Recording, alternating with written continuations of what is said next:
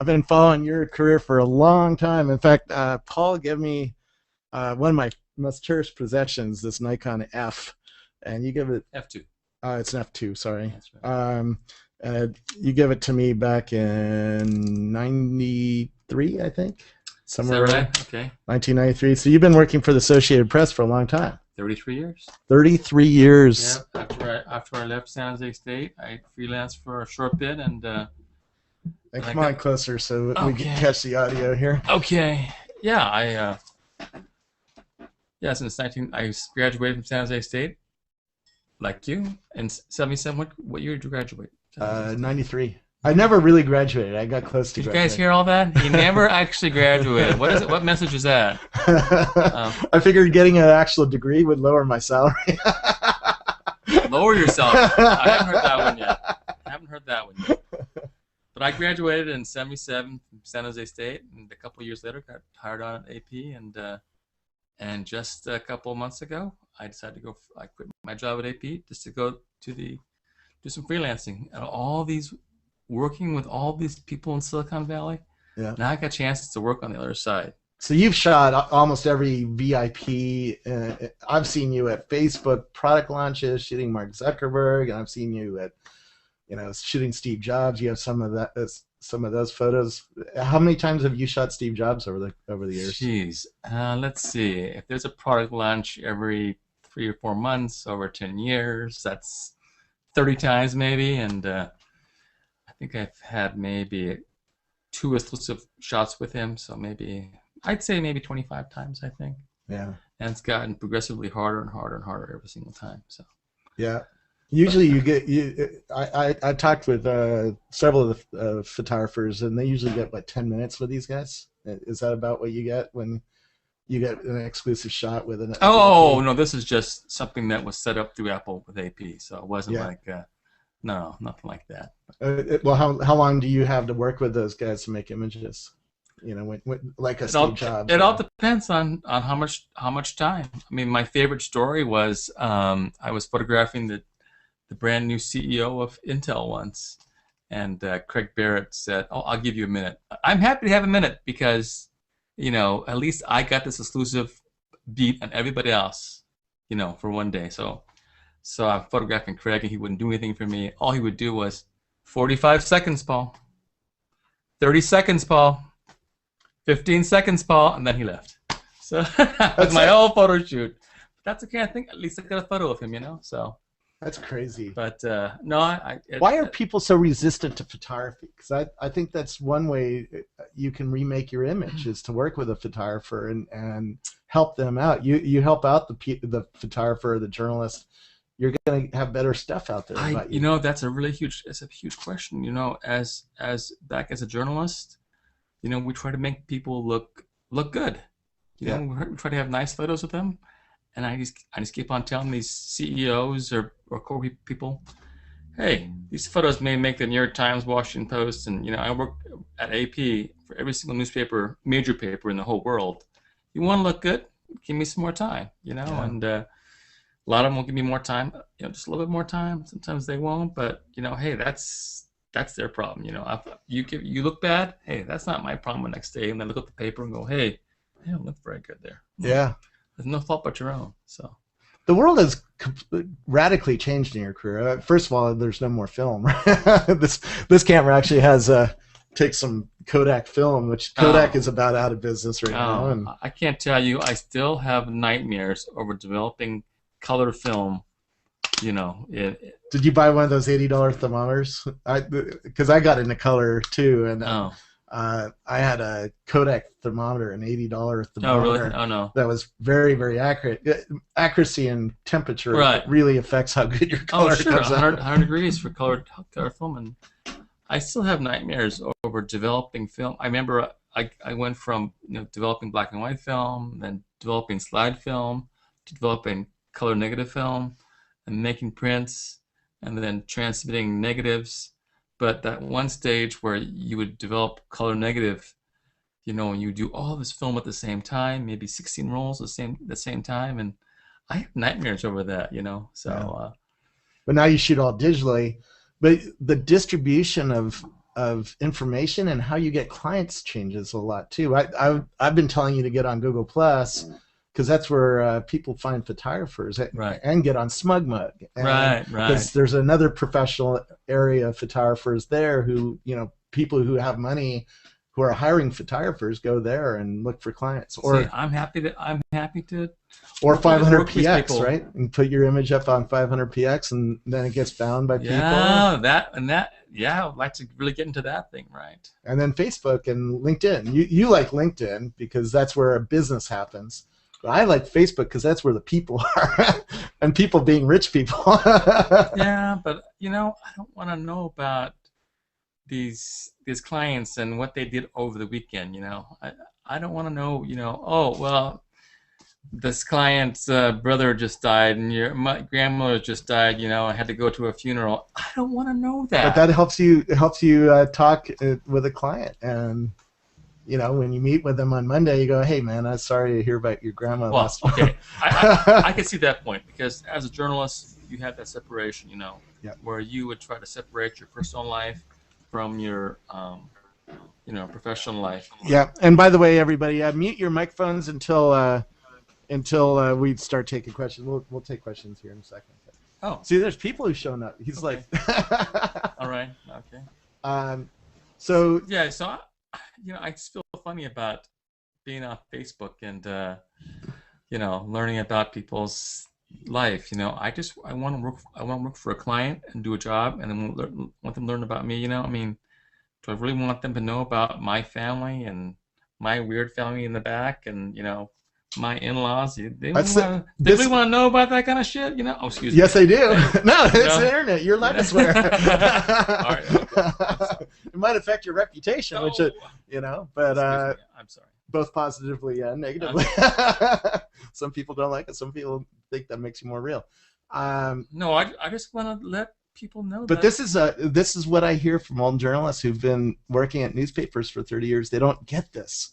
And this is the new world, where when you do share your life and you tell people who you are and what you're doing, and you show a little Instagram photo of you out on a client site shooting some cool thing, then all of a sudden it builds this marketing snowball, or this marketing avalanche, where people are like, oh, that Paul Sakuma, he's always shooting the world's best people, and I got to hire him instead of hiring Thomas Hawk. Now, the fact that I know who Thomas Hawk is, I know him because, I know him. Thomas Hawk. I don't know who he is. He's a better photographer than I am. He's one of the best photographers on Google Plus, and so is that right? if you go to Google Plus and sign up for the photo lists, circles, you'll see him.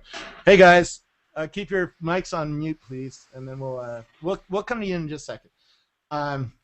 And so that's how we find photographers now. Thomas keeps saying, I don't know who's typing, but you're not muted, and I'm going to mute you. Thank you. All right, sorry. This is the fun thing. This is a worldwide conversation. This is the new world. It is the new world. We get to start a little conversation. We have a TV studio for free. Okay. This is crazy, isn't it? It's a crazy world. It's a wild west. I always thought it's been it's very since I started digital photography. And where I started in '95 digital photography. Where I was going with this is you've built a lot of skills in terms of creative work, photography work. You know how to shoot, everybody under the table. Everybody's famous on Facebook or Twitter and has, 1 million followers. You've actually done a lot more with your life, but you've never had to work on distribution, on getting your images seen and bought and all that. No, and you're starting down that path now. I've been very fortunate working at AP, where they took care of the distribution, and it's been massive. And people who look at Google me, they'll see a massive amount of my photos all over the world. But now I've got to start marketing myself as a freelance photographer. You're right. I have to start doing that. Yeah. When you can help me out. Well, that's what we're doing. That's what we're doing here. That's what we're doing. So what tips do you have for photographers who might want to do what you were doing? You were a professional journalist. You actually got to go around in the world and shoot all the behind the scenes. Yeah, I wouldn't say around the world, but let's see, professional tips, say for photographers who want. For photographers, I'd say Well, how did you Go get to San started? Jose State. No, no, no, Actually, that's a good tip because no, they have a good photojournalism no. program, right?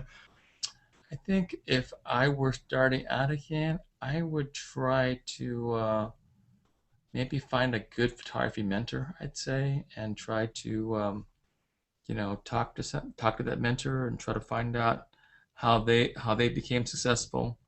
And the other thing I would probably do again, and that's what I did actually. I had a couple of really good mentors. The other thing I would do is just try to hustle as much as I can. Just focus all your work, in photography, um, into just bugging people and have them look at your work, have them critique your work, and that way you can go to all these workshops and meet people, and that's how I kind of So learned my photography. the new workshop is Creative Live, which I was trying to show you earlier and it wasn't working. But Oh, sorry. Chase Jarvis has this show called Creative Live, where he lets professionals or asks professionals like you and pays them to come on and teach photography, teach Photoshop or Illustrator, teach lighting, teach all that stuff. So that's one hookup I'm going to make offline with you. Another hookup. I'm not sure if I want to teach again. I taught a little bit. You don't like teaching? No, I don't like teaching. But that gets all your much. face out there so that people see, oh, this guy knows what he's talking about. Oh, Which we already know because you're I'm credentials. hoping that people who hired me could look at my work. I mean, my website's really lousy. I have to admit that to the World Wide Web here, that my website's pretty poor. But paulsakuma.com. Yep. That's Paul Sakuma. Sakuma. Don't push too hard. I'm sorry. No, I just want to let you know that my website's not that good on purpose. Yeah. Because I'm hoping. And that matters, right? There's another photographer called Trey Ratcliffe who really has made a name for himself because he has a beautiful website and he has a beautiful SmugMug site where he has his work displayed. Again, people are going to search for you or talk about you on Facebook and Google Plus and LinkedIn, and they're going to want to say, hey, check out this cool image that maybe you just shot Larry Ellison. And I don't get to shoot Larry Ellison because I'm not a good enough photographer like you are, but you do. And everybody wants to push that work around, Anyways, let's bring some people. Do you guys have any questions about photography, or you feel free to jump in here, and I'll keep going unless you jump in. I hope these are clients here who have questions about me. If they're not clients and photographers, keep in mind this is recorded on YouTube, so your clients are going to watch this. Potential clients are going to watch this. Potential clients, sure. So, what kind of work are you looking to do? Oh, go ahead. I'm sorry. Oh, I was just going to say, this is Euromaestro. Sorry, I don't have my camera working. But I was just going to say that I liked Robert's suggestion about going on Google Plus because I found a lot of great photographers on Google Plus, and I think it's a great environment for photographers. And just a couple of weeks ago, Trey Ratcliffe did a photo workshop in Paris. So I went to that. So I was wondering if you do anything like that, if you do like Photoshop, these workshops. Photo walks. Yeah, you don't even know. Do you know that these photographers all over the world do these photo walks and meet up? And this is how I got my icon. We met in Yosemite on January 1st, and 40 photographers from around the world met there, and we all learned from each other and passed out, did networking. Oh. And so you never know when you're going to get a client from another photographer who hears about a job but can't shoot it for some reason, right? Wow. Yeah, I think that's actually, I just started this freelancing just about a month ago, and I'm trying to develop these skills here, about getting a better website. Yeah, that was one of the first things I had to do is to get a website, get established a website. They don't teach this in journalism school. No, they don't. Every once in a while, I go back to San Jose State and yell at them and go, "Why aren't you teaching entrepreneurial skills? Because that's what you're going to need in the modern world." That's exactly what a lot of freelance photographers talk about, and that's the one thing that the journalism department does not learn is the business skills of being a freelance photographer. Yeah. So the other thing, I watch 2,000 startups, and their photography sucks, and it really shocks me because everybody knows that having a great image increases the chances that somebody's going to click like or click on that image and go to the website. which increases the chance that they're going to buy something, right? Right. So ROI of photography is probably very, very high, yet most startups don't hire people like you to make great images. You know, I live in Palo Alto, in just the mecca. I mean, don't you think it's a... Yeah. By the way, whoever joined, can you mute, because you're sending a little bit of hiss. There you go. Thank you. No, It's my fan. Okay, thanks. Yeah. No, I'm just saying that I live in Palo Alto, which I think is like the mecca of startups. Yeah. I mean, that amounts to you, don't you think, between those two cities? Within 16 miles is a good Within number. 16 miles. And by the way, everybody from Israel or New York comes to San Francisco at least once a year, if not once a month. I mean, I see lots of startup entrepreneurs come here every month to do business deals, get money, get PR, right, and all that fun stuff. Right.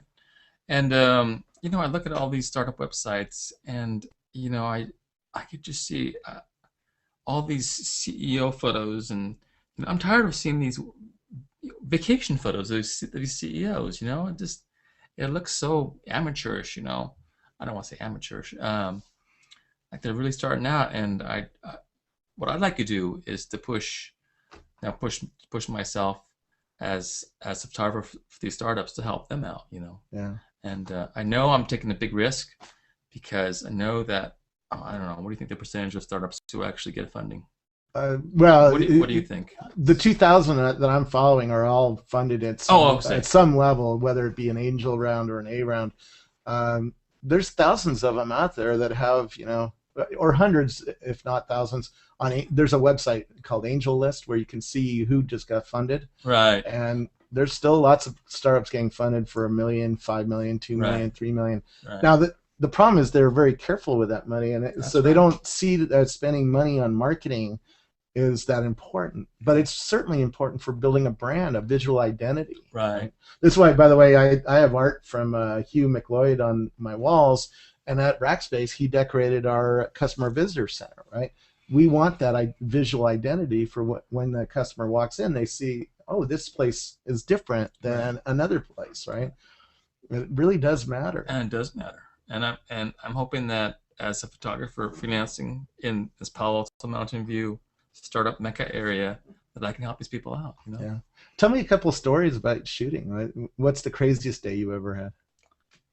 Oh, you mean at the Associated Press? You know, because right. you've shot so many in 33 years. You worked there 33 years. Yeah. Wow. Tell me about a crazy day. You know. A crazy. Do you shoot a fire or something? Do you get shot? God, I've been to, you know, the LA riots, and that's probably one of the craziest days. Probably those LA riot days, I think.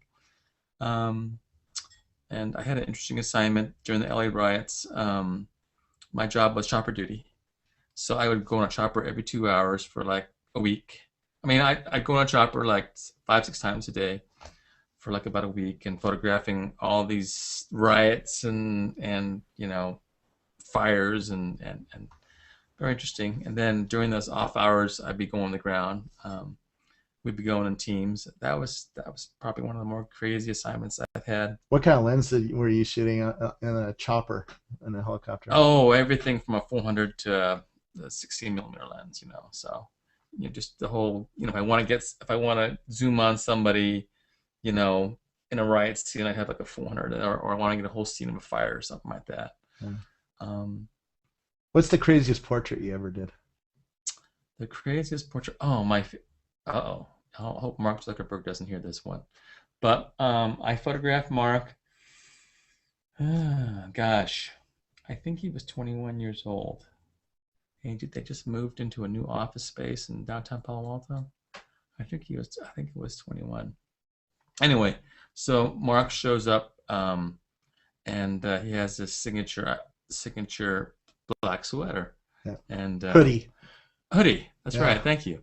You knew that, right? Yeah. And he always wears a hoodie. And he would have his arms in his hoodie, and I got there early to Facebook, and this is, you know, as a photographer, you know, you get there early, you do the scouting, and you know, as a good photographer, you think good backgrounds, good lighting. You know, as soon as you see something, oh wow, good lighting, oh, good background. That's a, you know, good photographer would think of those kind of things, you know. Yep. And so I got the scene. I scouted it out. I got a couple of really great ideas for for Mark, and I didn't know what kind of guy he was. I kind of heard about what he was like, and I had two PR people like here, and then there was Mark, me, Probably reporter. Brandy Parker was one of the PR Yeah, people. I think it was Brandy. Yeah, Yeah. and so they were behind me, and so I asked Mark, to stand over there, and I have a good idea. I had a really nice idea. They had this kind of a box, and then they had the Facebook logo, and right there. And I thought, oh well, you went like this for a great shot, I said, Mark, can you get your arms out, of your hoodie, and then the PR goes, Paul, don't ask him that question. I said, Mark, don't. Can you please take your arms out, And then the PR goes, Paul, don't ask him that question, and so I said, well, Mark, would you please, pose over here next to the Facebook sign? And I got a shot of him, and then I had a couple shots of him in the buildings over here and here, and still with it like this, kind of reclused. And sometimes when I'm with a CEO, I remember being with Bill Gates and being by the computer, and I would go, okay, this, with his face, and PR people wondering, wow, you're touching Bill Gates' face, but it's my photo. It's not the PR photos, it's not Microsoft's photo. It's my photo. I want a beautiful photo of Bill Gates. I want a beautiful photo of Zuckerberg. I've never actually touched Steve Jobs' face for some anyway. So Mark was pretty uncooperative, and but I have a couple of really, and then I finally made some nice photos of him smiling, and I had some really, I finally got some nice photos of him, and I just kind of like, wow, boy, I really dodged this huge bullet, First I thought he was going to be not, he wasn't going to help me out, but, I got some really nice photos of him, some Facebook branding, and after a while, he kind of settled down, had some nice photos, and that was like, man, this is, and then later, it was, it was just right when Facebook was starting up, I think. Yeah. Yeah, it was just because they just moved into their new headquarters, and so they were kind of getting known. We had done an early story on him, and then later, and the photos did get a lot of ink, but then later the photos got massive ink, just massive ink, and then kind of like, wow, I'm sure I'm glad I got a good photo shoot of him, so. But that's why I like shooting startups, because they often give you the time of day. They're struggling to get customers and get known. They're like you. Right. You're the startup. Yeah, I know. I'm the startup, right? And they often give you the time of day. Like Instagram, right? When I first saw Instagram, we talked for an hour about photography and about all sorts of stuff, and just was goofing off because it was two kids at a picnic table. I had no idea they'd make $1 billion. Right. Oh, no. But I recorded part of that on audio, and today I listened back to that, and that was really an important historical thing for me, at least. Right. And like with Mark, that was a circle too, So. But I was at yesterday. I was at Basis that just launched yesterday a new health sensor watch with a bunch of sensors in it. Oh, I just did a story yesterday with Mark Andreessen. Yeah. He was showing off his new, and that's what that was about, eh? Yeah. Oh, okay. Yeah, and so talking about that, and I brought the BBC along, which they quite enjoy. It's not every day the BBC comes and visits a startup, but yeah, having that time really matters, right? Having that time to calm people down and get them to act normally instead of just stiff and and then after a while, like I said, Mark kind of relaxed, and he kind of posed some photos for me, and I had a nice photo of him, some Facebook stuff, and it was actually a pretty good interview. In the middle of it, I just kept on saying, and I actually told Mark, this photo assignment of you is not going well. And I probably the very first time I've ever said it to somebody before. It's not going well. I'm hoping to do a really nice photo of you. Honestly. And I tried to be honest with the guy that I really want to do a nice photo of you. I think these photos will do really well. I think that may have loosened him up. I don't know. Although maybe because we were also there for about an hour or so. But Yeah, that sounds like Mark. Mark is a pretty intense guy, and he doesn't. A lot of geeks, right? Engineers, people who build companies, they're totally into their code and into building the product, Sure. and they aren't so much into the marketing and Right. going on sales calls Right. or doing Have the photography. personality with photographers, sure. They don't understand why that's important, but it is important in terms of building a company. Right. So what other kinds of fun things? What's the craziest lighting you ever did? Wow, craziest lighting. That's a good question here. The craziest lighting. The only thing I could remember was I remember photographing the president once, and it was my job was to photograph him off in the distance, coming off the Air Force One, I've been there. and In fact, I have pictures somewhere. and it's at night, and there's no light, and my job is to photograph this guy.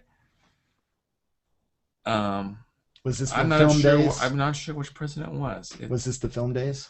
Um, Or was this digital? Because today with no, digital, you can get an image. I think it was a digital. It was a digital photo, but I remember just shooting my strobe, and bam! I gotta wait like 8-9 seconds here. Okay, bam! Just kind of like, well, I sure hope I could see him for like more than 16 seconds because that's 2 frames. So that's probably the hardest luck shot. Make sure it's in focus. You have a long lens. You got a flash that goes up every 8 seconds on manual. Probably a Vivitar 283. Oh no, I think it was a Canon branded flash. I think, but I think that was you get it, and that's part of journalism too. Is man, you get it, and it's in focus, and you're like, king of the hill. You miss it, you're out of focus, you really feel bad about it, So, and that's what separates a good photographer from a fair photographer, I think, in journalism, is that you're the one who comes back with the bacon, With the bacon. I mean, with the picture, Yeah. Come back with the picture. You come back. Sorry about that analogy. My wife thinks I have the worst analogies. No, come back with the picture, So. Cool. If you guys have any questions, go ahead and jump in. Otherwise, I'll just keep asking about fun stories, because I can tell you've shot Steve Jobs and presidents. And have you ever been shot at? Shot at? During the race. Yeah, I was actually shot at during that chopper thing, So when the chopper goes, oh, we just got shot at, and I'm just kind of like, oh, really? Yeah. And the weirdest thing about being a photographer as a photojournalist is photographers have this invisible shield that they have, mental shield that they have. I mean, who do spot news, they have this mental shield that they have, that, you got to go in there. I shouldn't say just spot news, because I have the same way with sports too, is that you go in there, your job is to take a good picture. Your job is not to get emotional with the scene there, and, I have shot a lot of sports, all the pro, working at AP, I shot a lot of sports. And, as a photographer, you just can't be the guy on the sidelines, drinking the beer, hollering, clapping, Yep. They win, they lose, you celebrate, you're emotional. The photographers have this barrier that they have that makes them, I don't want to say unemotional, but if you get emotional at the scene, you may miss a picture. Yeah. I think. But to get a good picture, you have to keep on it, So talking about sports, I shot MotoGP, and Rossi, the #1 guy, fell right in front of me, and wow. I had a 300 millimeter, Wow. and I caught him after he fell. Oh. The Associated Press photographer caught him as he was falling. Oh, really? What's the trick to that? Luck. Luck? Yeah, luck. Being in the right place at the right time. But then you gain your luck by figuring out, okay, you and the AP guy were in this good spot because you guys know where to be. Sometimes when you're with the media, you get certain access than the Joe public. But I think luck and knowledge and experience go hand in hand as far as getting the good pictures, and that's what you want to do for either your publication or your client. As my case would be to get to get some good pictures for your client, And so I'm hoping that my experience as an AP photographer can translate into my business as a freelance photographer into that kind of photography. I have to admit I'm not the greatest photographer in the whole world. I don't win a lot of contest prizes, but you come home with the bacon. But I come home with the I come home with the bacon. That's right, and that's what a lot of my colleagues feel about my photography work is I'm the guy who comes back with the picture. Yeah. I'm the guy who comes, and I think that translates into making clients happy and into this is exactly what we're looking for. Is to figure out coming back with the pictures that I think are gonna work for this client or work for this newspaper or magazine.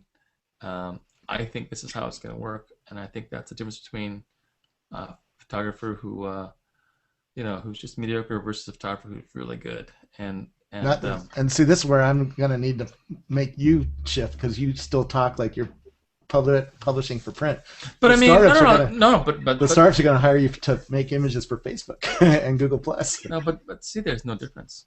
Because the same difference is you are working for visibility in the public's eye. So you make it sound like you're working for your other people on Facebook. No, I'm trying to work for your client, for the public's eye. I mean, I know if you have 1 million followers or something like that, you're working for those 1 million followers. Well, I'm hoping to work for clients who want to have their wares in the public's visibility in a huge market for them. Yeah. And I think with my eye that my job is to get that visibility for them. Yeah. Having nice photos, what the look that they want, I can kind of help them translate for them that look for them. If you want to have if you want to have this look for just for the Facebook or something like that, that's another look. But I'm trying to work to tailor myself to every client and what they want, so. Cool. Well, thanks for joining me for a little while. Anybody have any questions? Because hey, Robert. Yeah, I have one, mate, for Paul. Yeah. Oh, okay. Hey, Paul. Who's the have you shot many photos of famous people like Eminem and them sort of people? Like real famous people, music stars, or like them sort of people? Got a funny story for you. I for some odd reason, I was asked to do the Oscars for a couple years. I guess they really liked my photography, and I thought, oh, Paul, he has the opportunity to do the Oscars, So, I was on the red carpet, and I'm not a big movie watcher. I keep on saying I'm the wrong guy for this job, But I'm the guy who can, if I see some star, I can make him look good, Once I see them, but oh, there goes so and so past you. Oh, there goes so and so. No, so I don't do the thing about the Bay Area is you don't do a lot of Hollywood star pictures, Yeah. I think I could count on in my 33 years at AP with my hand how many times I've done red carpet shots for movie stars. I don't. I guess I don't really like. We just didn't do that much. I think there's a repertoire between photographers and the media in the Bay Area versus if you were in LA. Yeah. Hey, we don't leave them. We kind of leave them alone here.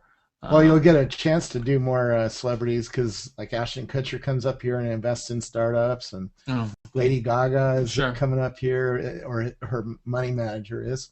Right. And so there's a little few. Sure, I mean, Lady Gaga. That's a good that's a really super great example. She spoke at Google too.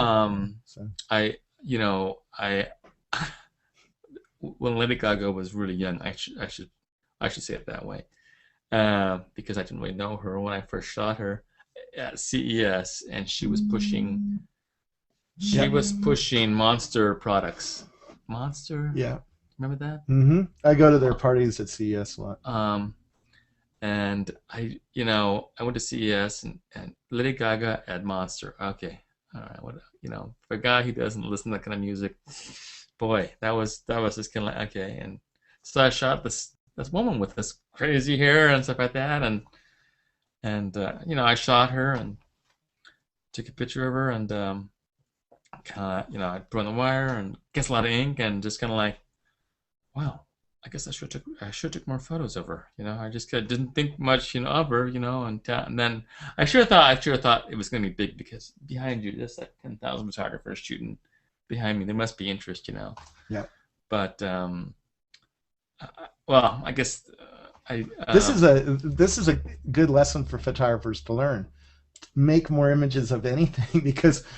Like I was on the plane with John Edwards and his mistress. Oh, okay. I had no idea that they were doing that, but I was on the plane because they invited me to follow him along as he announced he was running for president. And I shot. If you've seen pictures of him with his mistress in a plane, those were my photos. Oh, really? Okay. And I didn't shoot that many because I was like, Wow. I didn't know that the two of them were going to be famous. I just was taking a couple pictures. Of people on the plane, and I should have shot more, but I at least came home with the bacon that time. Got on ABC and CNN. Right. But it's a good lesson that sometimes uninteresting things will become interesting. Oh, absolutely. That's the way the media is. I mean, it's just fascinating how I was just talking to a photographer this morning about some of my old file photos. Will just live forever and ever, Which is kind of nice thing about AP is that they're still recycling my photos over and over again, and it'll live forever and ever. And how does your skills as a journalist, photojournalist, translate into the world of corporate, where a corporate might want a building lit in a weird way, or an executive lit in a different non-journalistic way? Can you translate that wow, skill? That's really interesting because I have learned more about studio lighting in the past month than I had in my 33 years at AP. I mean, I just never we were never given soft boxes and umbrellas. These are, by the way, $300. I bought them at Keeble and Checkit, and they're great little lights. They do a nice soft light, and it's great for video, and it sure makes a difference to have a little bit of light. Yeah, it really does. I wish I could afford nice ones, but at Rackspace they bought me some nice ones. Oh, they're like $800 a piece with like $4,000 worth of lights, and I still need more. Right. I think I just you give me a couple of strobes for the cameras, and I had a couple of dedicated strobes for the cameras, and that was balanced lighting was your best friend. Yeah. I mean, that was your best friend, and the really great photographers were the guys who had a cord with the flash, I mean, and then the real, and you just never heard of a wire service photographer, having studio stuff, Yeah. A second light, wow, But that's changing as the world of media is changing, isn't it? Chase Jarvis has a huge studio with lots of lighting and lots of interns who moved the lights. Oh yeah, that's what really. Because I shot with him. We went on a photo walk with a bunch of photographers, and he said, "Oh, let's bring my intern with my softbox." And he had a $2,000 battery and power system. Sure. And he had the intern carry it around. And he said, "Scoville, tell the intern what to do." It's like, well, can you move the light a little bit? And the photos you make when you get that. Oh my God, they look awesome. Yeah, I just had a assignment the other day, and I was just doing a couple portraits at the Silicon Valley company, and a friend of mine wanted to tag along, and I put him to work. Yeah. I hope he's not listening, but he wanted to tag along. Okay, I tag along, and man, we brought on some heavy lighting gear and. 3 stands and 3 lights, and this one client, in my new world, in studio photography, and it's such a huge steep learning curve. I have a couple of mentors that I have who've just been just absolutely wonderful, helping me out. But you know, the client gave me this photo, and they said, Paul, we want you to match this photo. And I look at it and I said, uh-oh, looks like at least 4 lights. Yep. You know, at least 4 lights. And I'm just kind of like, wow. And I'm, you know, part of being Palo Alto is I'm so lucky. Cable and Shucket's right there. Go rent the lights. Go rent the lights. Cable and Shucket, 327. No, I don't. Well, and on the internet, there's lens rentals. Lens rental. You can rent stuff and have it shipped right to your Borrowedlenses.com, yeah. Borrowed lenses. Sorry. Yeah, Thanks. San Carlos. I toured them. It's really cool. Right.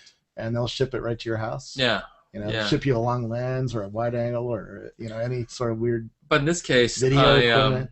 you know, I've got some lights, and that I have that I bought. I bought a couple of Einstein strobes, and I have these brand new Canon radio controlled strobes. Just came out, 600s, fantastic. You know, I mean, I love, you know, now I have 2 different systems, but this particular shot for this Silicon Valley company, you know, they sent me a photo and they go, wow, looks like at least 4 lights. You know, it's kind of like, wow. In their front light, they had 2 side lights. They had a grid in the back, which is kind of what they call a halo look. So that's 4 lights. And then I noticed a little hair light too. So I was just kind of like, oh my God, 5 lights at least. And I went to the cables. Thank God they were there. And although I think I could use it with my 2 sets of strobes, but that is my new life as a photographer is to do a combination of you know, events for clients and portraiture for clients. You know, yeah. I did an event yesterday for a client, and shot the event, and I just shot this thing like no tomorrow. You know, because I was kind of worried that, you know, as it was a really great client, and I really wanted to do a really great job. And when photographers are nervous, you can really tell, because they shoot a load of pictures, you know. Yeah. And I shot a load of pictures, you know, and so I was looking at my images afterwards, and I had to edit it down, and, you know, I had to edit it down. It's kind of like, and I was under deadline, and I just couldn't. Wow, I want to give them such a good variety, and I want to make them so happy, you know. And I got down to like 660 photos. Oh, wonderful, 600, you know. That's a lot of photos. Oh, it's a ton of photos, you know. Yeah. And it's another thing you didn't have to do at the AP. You probably didn't have to do your own photo editing. Oh, I did. Oh, you did? No. Yeah. I tell you. You had somebody. You didn't have somebody else editing. Okay. I could tell you my hardest assignment. The hardest assignments I ever had at AP were the Apple announcement photos. Yeah. Absolutely, the hardest assignment I had were the Apple announcement photos. You know, because everything you shot is magnified 10 times in any kind of assignment. You know, and you are on deadline like no tomorrow. Yep. You know, whoever gets up photos. In fact, now the people are like Ryan Block is in the audience shooting photos and putting them up live. Yeah. And we're all sitting at, I sit in front of these big 3 screens and watch all of them. Yeah. Posting, you know, like Engadget and GDGT and Gizmodo and all these guys, you know, are posting live photos. I tell you, I missed that line by half an hour on one of my shoots. I almost got fired for it. You know, it's just kind of like, wow, half an hour. You know, well, yeah, well, the other wire services have it on all these sites already. You know, and I actually had a computer problem. You know, but you know they don't want to hear that. You know. Yeah. But absolutely, I'd say that's probably the, you know, especially when you split so much on assignments, you know that that's a tough assignment. It was a tough assignment, and when you get the ink, like I used to get, very fulfilling. You know, I would see this ink all over the world, just massive. You know. Yeah. You know. Paul Sakuma. Oh, it's massive. And then I saw your name all over the place. And then when you see some other brand X wire services photo, you really feel bad about it. You know, even though they're sitting next to you. I mean, and I'm honored that, you know, I'm kind of the trailblazer at these Apple assignments, because, you know, they let me, you know, I kind of go in first, and then the wires kind of fill around me, you know, And they all want to, their job, I don't want to say it like that because a lot of these guys really work hard, but I think that they all want to take over and they will, now that I'm not an AP anymore, to take over. That front spot. No, not the front spot, but take over the ink I used to have, Yeah. They're all fighting for the same ink, for the same publications. Why did you leave AP? Why? Because that sounds just it's hard to make money. The journalism industry is getting squeezed. Yeah, people are dropping like flies there. So, and I'm happy that I made the move here. It's kind of nice that I made these contacts at all these different companies, and I've always heard that, being on the other side, that people are a lot more friendlier. I've heard this wise tale. And sure enough, I'm telling you, these new clients it's fantastic. People are so much more friendlier and appreciative of what you do. They're not as, they look at my photos and they go, wow, fantastic photos. This is better than we expected, And I'm happy, kind of like, hey, this is like a typical job for me at AP, Yeah. But I guess they're happy that the quality of my photos versus somebody else's is better because, I used to, You've been tested under fire. Yeah, I mean, I've shot these photos, and I've shot these headliner stories and headliner photos of these headliner executives before. And you do again for these companies, smaller companies or big companies or anything. Hey, they're really happy with my photos, and Cool. I just wish that more companies could come my way and hire me. But thanks, Robert. Thanks for joining me. Hey, thanks. It's fun, and thanks for the camera back 20 years ago. I know. I love it. I haven't seen that one in a while. That's right. Yeah. I'm wondering where that went. No, I'm kidding. I'm kidding. Well, thanks everybody for joining us. If you have any last questions, now's the time. So. All right. Well, that was pretty good. Thanks so much, Robert. Yeah. It's fun. www.paulsakuma.com. It's not every day you get to see meet with Paul, because Paul's usually out shooting something somewhere, and I'm usually out. I'm going to Paris tomorrow, so Yeah. it was tough to align our two calendars. But I'm just. thanks for coming over. Yeah. It's a real Thanks, honor. Robert. Hey, Robert, I hope to see you tomorrow. I'm in Paris, so. Well, I'll be there Sunday. I leave tomorrow afternoon. Okay. Cool. Thanks for joining us. Okay, thanks. All right. Cheers. Hey, Robert. Yay. How are you doing? All right. So. I was just eating dinner. Oh, cool. Well, thanks for joining us. I'm gonna cut out now because I gotta go and do some work. Get paid too. Actually, get ready for Paris. I got pack. So see you later. Okay, cool. My grandma's Cheers, bye. from France. Yep. Thanks. See you on the internets.